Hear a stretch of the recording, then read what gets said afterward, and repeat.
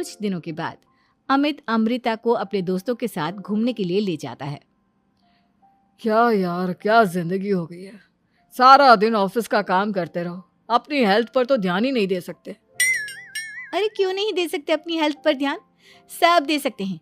इंसान चाहे तो कुछ भी कर सकता है। क्या बात है भाभी, आप इतनी श्योरिटी के साथ कैसे कह सकती हैं?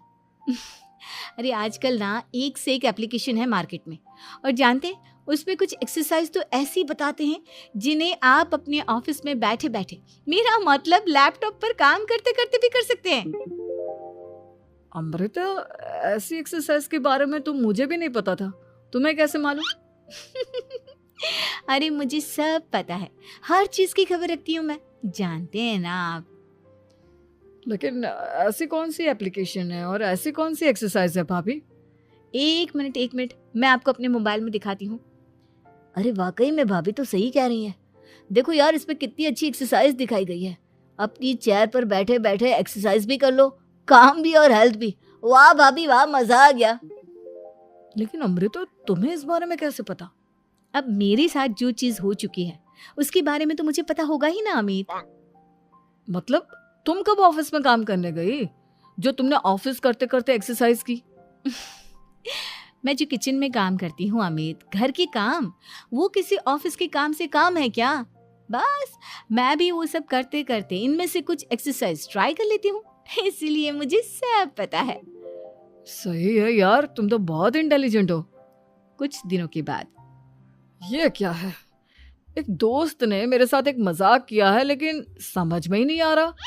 अरे बेटा, तो अमृता से पूछ लेना, उसके पास कोई ना कोई जवाब जरूर होगा।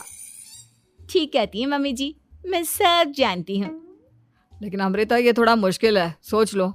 मेरे लिए कुछ भी मुश्किल नहीं, दुनिया की कोई भी पहेली हो मैं चुटकी में सॉल्व कर लेती हूँ। अच्छा ठीक है, देखो मेरे दोस्त ने मुझे एक खाली पेपर दिया है और कहा है कि इस पर उसने मेरे लिए कुछ मैसेज लिखा है।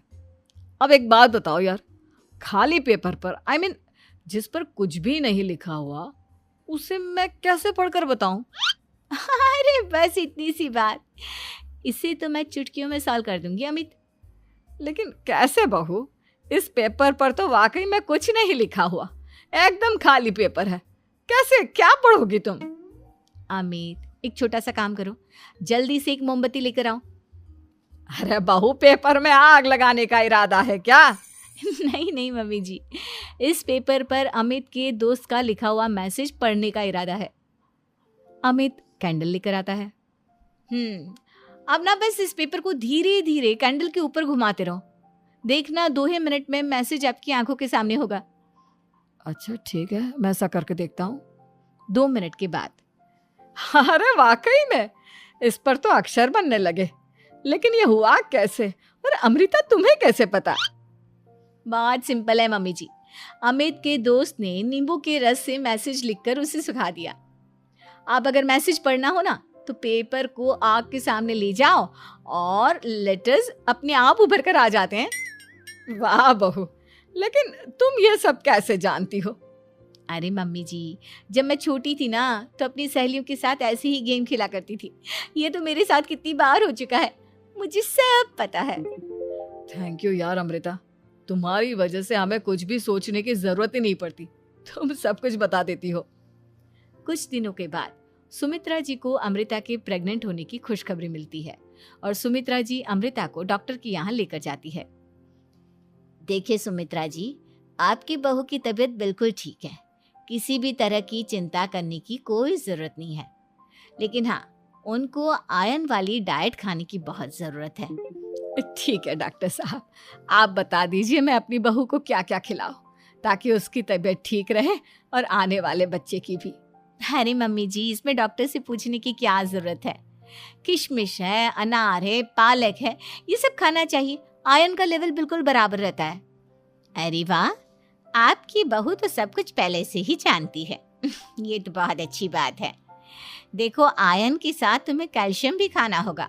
जानती हूँ मैं, अगर आयरन की खाली सप्लीमेंट लेते हैं और कैल्शियम नहीं लेते तो बॉडी उसे अच्छे से एब्जॉर्ब नहीं कर पाती, सब पता है मुझे।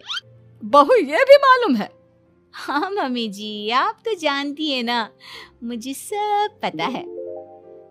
आपकी बहू की बातें सुनकर अच्छा लग रहा है। मुझे ऐसी बहुत कम लड़कियां मिलती हैं जिन्हें इतनी नॉलेज होती है, सारे सवालों के जवाब देती है। और हमारे इंडिया में तो वैसे भी हालात बहुत खराब है। बिल्कुल ठीक कह रहे हैं आप डॉक्टर साहब, लेकिन मैं उन लड़कियों की तरह नहीं हूँ। बहुत ख्याल रखती हूँ मैं हर चीज़ का। और जानती हैं आप, हमारे घर में तो किसी को किसी चीज़ के बारे में गूगल करने की ज़रूरत ही नहीं पड़ती। बिल्कुल ठीक कह रही है अमृता। अरे कुछ भी पूछ लो, इसे सब पता होता है। अरे वाह, तुम तो बड़ी कमाल की लड़की हो। चलो, ये तो बहुत अच्छी बात है, लेकिन फिर भी डॉक्टर की सलाह पर पूरा ध्यान देना चाहिए।